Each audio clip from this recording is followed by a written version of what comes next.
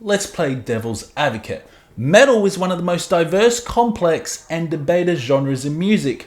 Over the decades, it has splintered in countless subgenres, each with its own identity, sound, and philosophy. But with such diversity comes disagreement. What is real metal? What is too commercial, too accessible, or too extreme? For years, fans and musicians have argued over the validity of metalcore and deathcore, questioning whether they belong in the same league as traditional metal.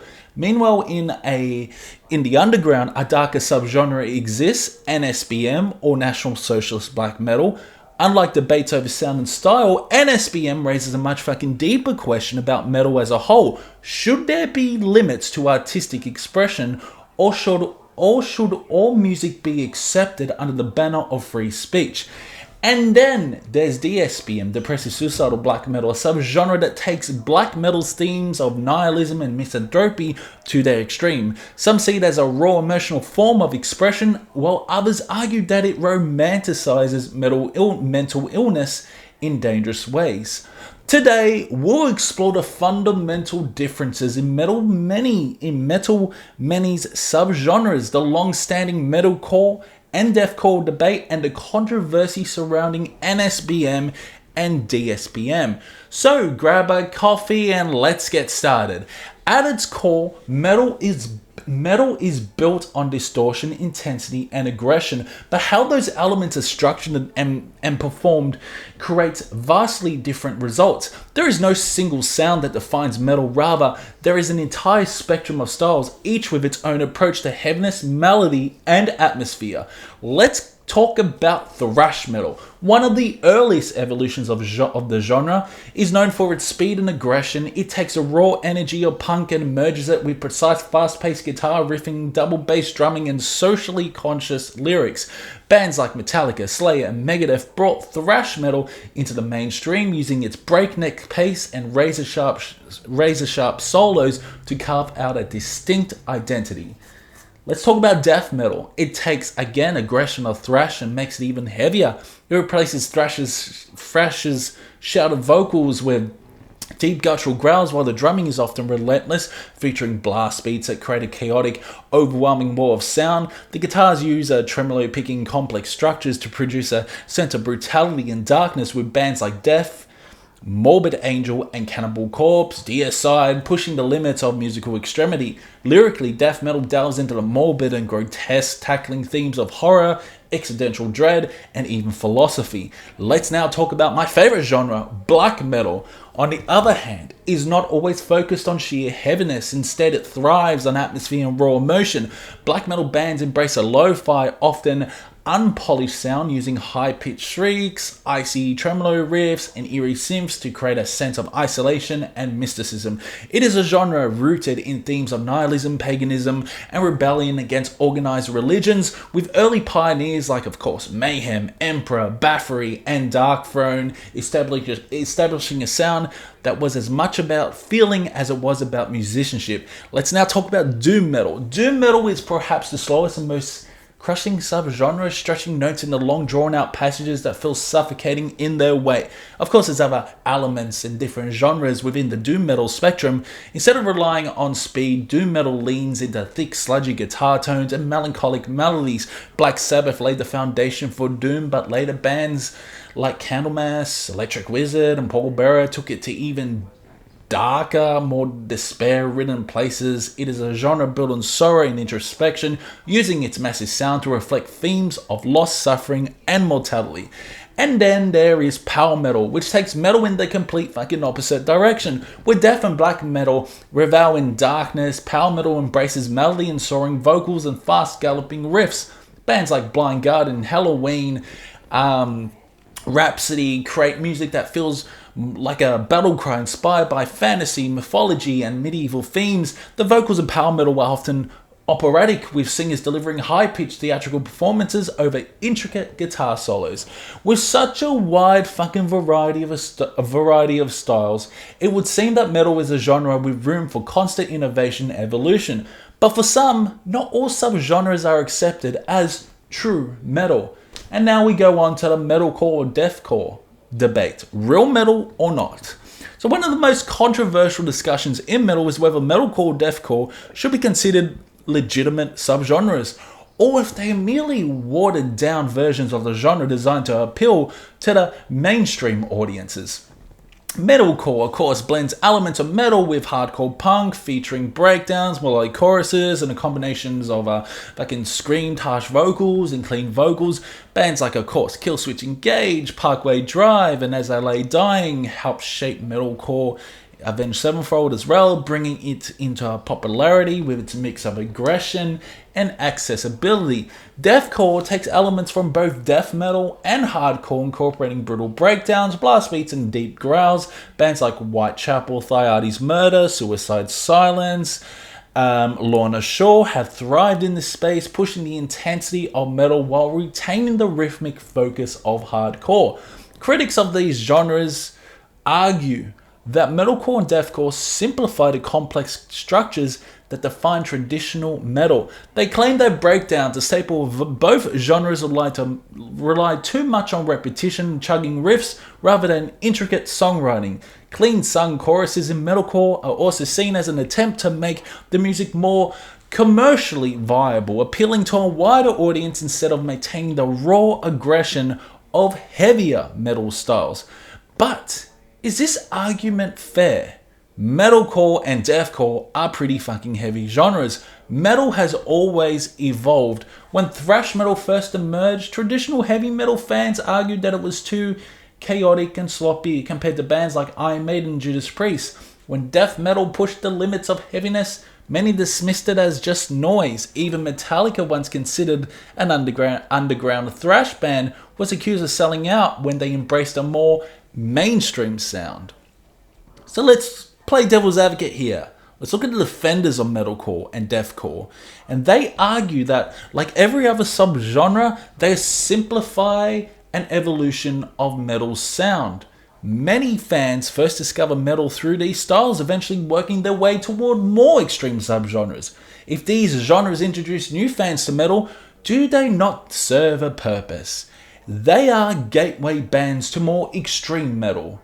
Ultimately, whether metalcore and deathcore are considered real metal depends on how one defines the genre. Is metal about tradition, or is it about constant reinvention? Let's now talk about NSBM and DSBM, when metal becomes extreme in other ways. While debates over metalcore and deathcore revolve around sound, there are subgenres that challenge metal's ideological, emotional boundaries in more serious ways. Let's now dissect some NSBM. National Socialist Black Metal, or NSBM, is one of the most controversial and divisive subgenres in metal history. Unlike other forms of black metal which focus on nihilism and anti-Christianity, even paganism, NSBM bands explicitly promote fascist and white supremacist ideology.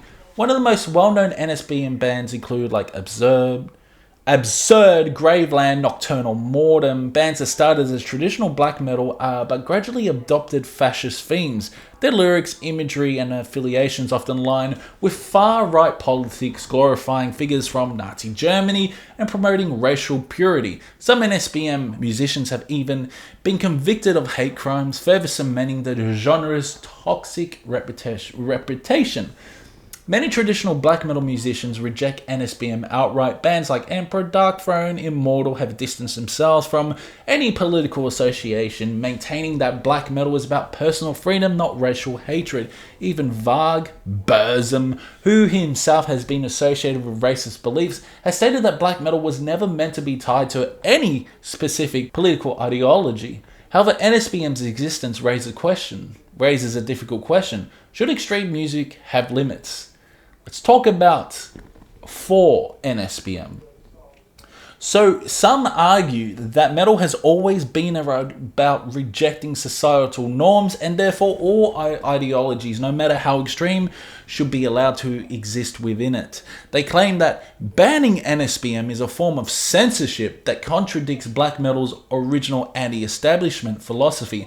After all, metal was filled with themes of violence, war, and destruction. So why should National Socialist Black Metal be treated any differently? Now let's play devil's advocate and talk about people against NSBM. NSBM is not just another extreme subgenre. It actively spreads harmful, racist ideology that has no place in music. Unlike other forms of extreme metal, NSBM is not just about shock value or rebellion. It is tied to real-world hate movements and has been used to recruit people into extremist groups. Well, really? Some believe that allowing NSBM to exist within the metal community damages the genre's credibility, making it harder for metal to be taken seriously by outsiders.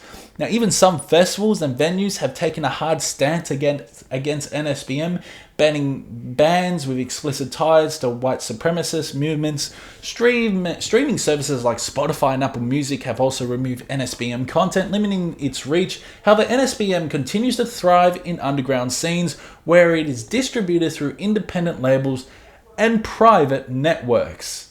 The debate ultimately comes down to whether metal should be a space of all ideas, or if there is a moral obligation to reject music that promotes hate.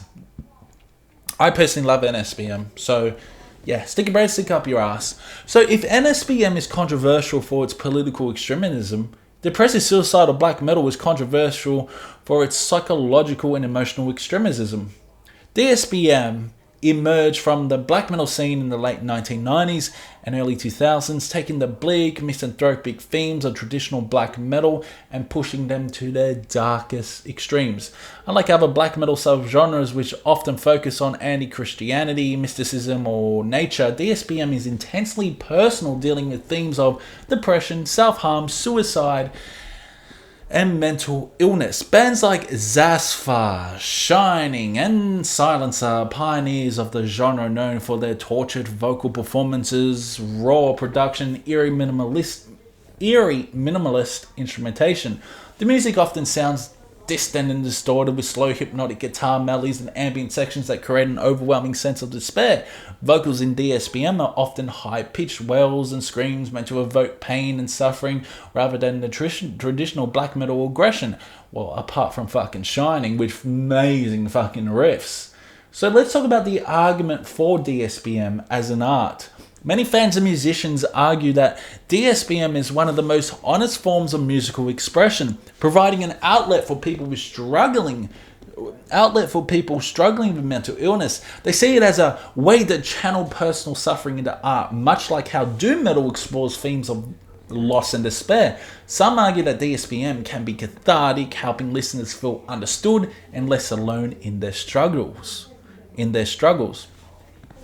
Let's now talk about the argument against DSBM. However, others believe that DSBM romanticizes and glorifies mental illness, particularly suicide. Many DSBM musicians have died by suicide. Some critics argue that rather than offering a sense of release, DSBM can trap listeners in a cycle of negativity, reinforcing destructive thoughts rather than helping them cope. There is also the question of how much responsibility artists made for their audience.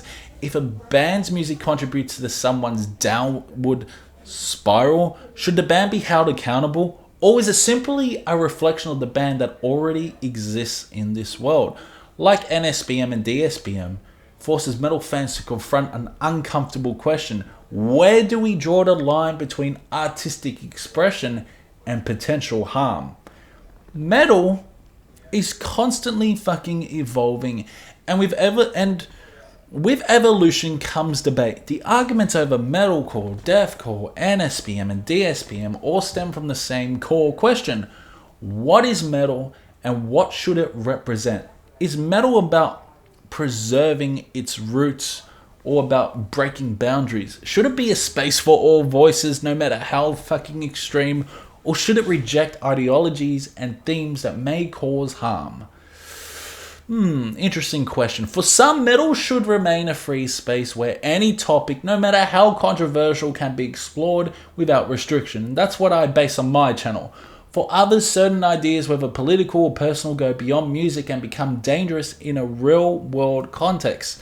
No matter the fucking debate, one thing remains true: metal in all its forms is built on passion. Whether you stand by the old guard or embrace the new wave of metal, the love for the music is what keeps it alive. And no matter how much metal changes, it will never die. Okay, so that's it for a video. I'm completely bored, but I hope you guys did enjoy it. Let me know your opinions on metal and the controversies. It's been fun, and I'll see you in the next one.